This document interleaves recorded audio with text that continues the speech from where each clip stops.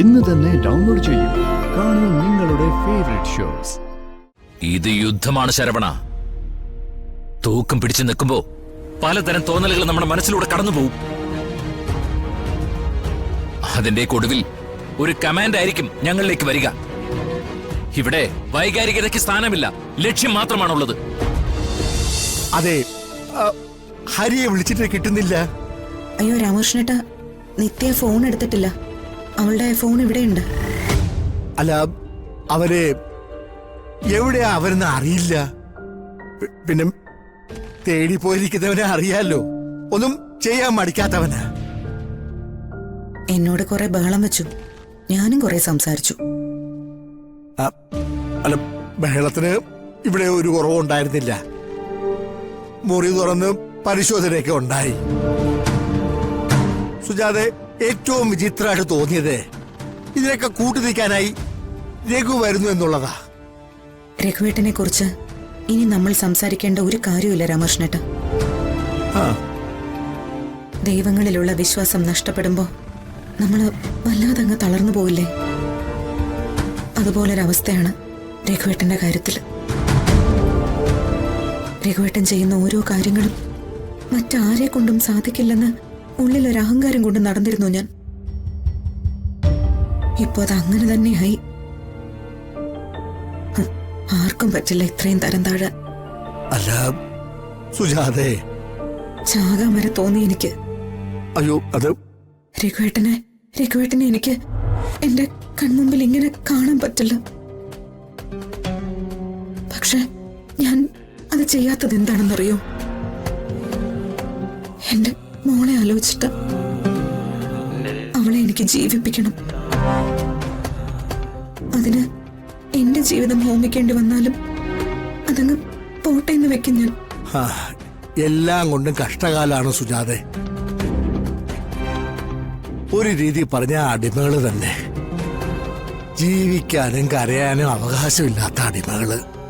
ഇനിയിപ്പോ അച്ഛനും മോനും എളുപ്പമാണ്. ഒരാൾക്കും ചോദ്യം ചെയ്യാനുള്ള ശേഷിയില്ല. ഒരു ചോദ്യവും അവര് സഹിക്കില്ല.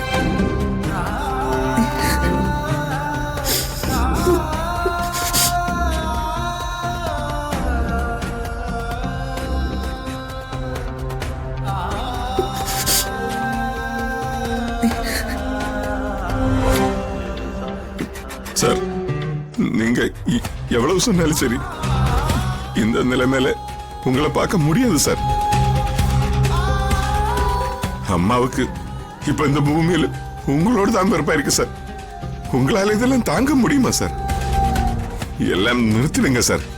இங்க வச்சு எல்லாமே സ്റ്റോപ്പ് பண்ணிடுங்க. ശരവണ, സുജാതയോട് എനിക്ക് ദേഷ്യപ്പെടേണ്ടി വരും. നിത്യയുടെ മുമ്പിൽ അന്തസ്സില്ലാത്തവനായിട്ട് എനിക്ക് നിൽക്കേണ്ടി വരും. രാമകൃഷ്ണേട്ടനും ഹരിയുമൊക്കെ ആക്ഷേപിക്കുന്നത് സങ്കടത്തോടെ കേട്ട് നിൽക്കേണ്ടിയും വരും. പക്ഷേ എനിക്കവനെ വിശ്വസിപ്പിച്ചേ പറ്റൂ.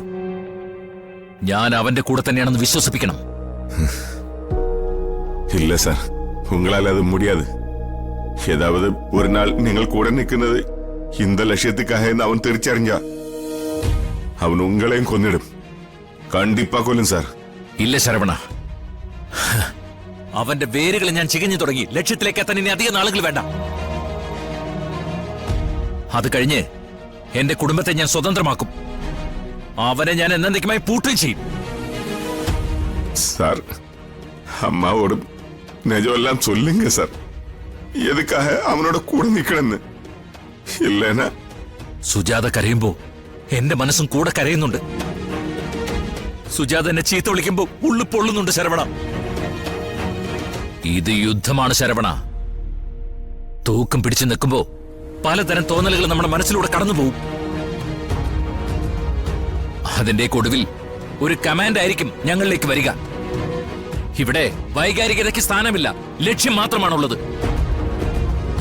കൺമുന്നിൽ നിൽക്കുന്നവന്റെ നെഞ്ചിലേക്ക് വെടിയുതിർക്കുന്നത്. ഇവിടെയും അങ്ങനൊരു കമാൻഡ് ഉണ്ട്. രാജ്യത്തിന്റേതല്ല, എന്റെ കുടുംബത്തിന്റേത്. അതിന്റെ മുമ്പിൽ എനിക്ക് വേറൊരു ചിന്തയും ഉണ്ടാവില്ല.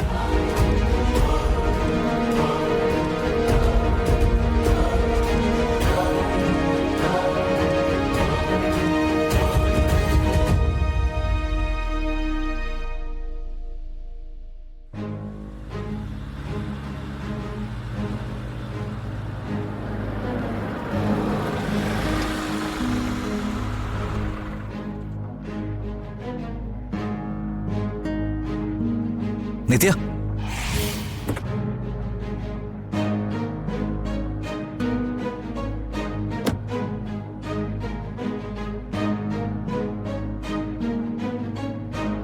ഞാനും വീട്ടിലേക്കാ. ഒന്നിച്ചു പോ. വേണ്ട. പ്ലീസ് ഡോ. വേണ്ട. നിത്യ പ്ലീസ് വന്നേ. വാ വാ വാ കേറ്. കയ്യിൽ വിടറോ. കേറ്. ഇരിക്കെ.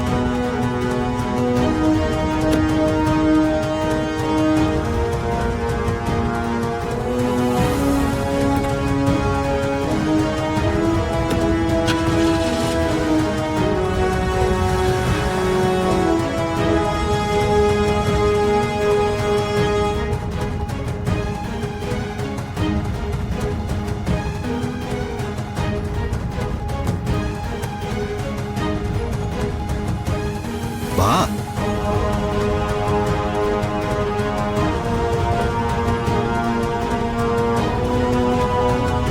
നിത്യയെ കാണാതായപ്പോ ഞാൻ എല്ലാവരോടും തിരക്കി. ആർക്കും അറിയില്ലായിരുന്നു. താൻ ആരോടും പറഞ്ഞില്ലേ? പറയണമെന്ന് തോന്നിയില്ല. അമ്പലത്തിലേക്ക് പോയതാ? അല്ല, ഹരിയെ കാണാനാ. വഴിയിൽ വെച്ച് ഞങ്ങളെ സിയെ കണ്ടിരുന്നു. പരസ്പരം കാണാൻ പാടില്ലെന്ന് അദ്ദേഹം പറയുകയും ചെയ്തു. അതിനുള്ള മറുപടി ഞാൻ അയാൾക്ക് കൊടുത്തിട്ടുണ്ട്. ആ ദേഷ്യമുണ്ടല്ലോ, അതിപ്പോ എന്നോട് സംസാരിക്കുമ്പോഴുണ്ട്. എന്റെ നിത്യയെ വേണ്ട നിത്യ അതൊന്നും. ഭീഷണിപ്പെടുത്താനാണ് ഉദ്ദേശിച്ചെങ്കിൽ അത് ഞാൻ വീട്ടിലുണ്ടാവുമ്പോ മതി. ഇത് പൊതുസ്ഥലമാണ്. ഇവിടെ ആർക്കും ആരുടെയും ഭീഷണി കേട്ടു നിൽക്കേണ്ട ആവശ്യമില്ല. അതെ, ഭീഷണിപ്പെടുത്താനാണെന്ന് നിത്യയോട് ആരാ പറഞ്ഞേ? ഞാനതൊക്കെ എന്നെ അവസാനിപ്പിച്ചു. ഞാൻ പറഞ്ഞ വിശ്വസിക്കില്ല എന്ന് എനിക്കറിയാം. പക്ഷേടോ, ഞാൻ കുറെ ആലോചിച്ചു. എന്റെ വാശി, എന്റെ ജയം, അതൊക്കെ മാറ്റിവെക്കാൻ ഞാൻ തീരുമാനിച്ചു. ഹരിയെ നിത്യയും പിരിക്കാന്ന് പറയുന്നത് എന്നെ കൊണ്ടല്ല, ദൈവത്തിനെ കൊണ്ട് പോലും സാധിക്കില്ലല്ലോ. അങ്ങനെ പരസ്പരം ജീവിക്കാൻ ഒരു ഭാഗ്യം വേണം. ഞാൻ എല്ലാം അവസാനിപ്പിക്കാൻ തീരുമാനിച്ചിരിക്കുക. എന്നെ കൊണ്ടുള്ള എല്ലാ ബുദ്ധിമുട്ടുകളും. എന്റെ ജീവിതത്തിൽ ഇത് ഞാൻ പല തവണ കേട്ടിട്ടുണ്ട്. അങ്ങനെ കേട്ടപ്പോഴൊക്കെ അതിന്റെ പിറകില് നിങ്ങളൊരു ചതി വരാറുണ്ടായിരുന്നു.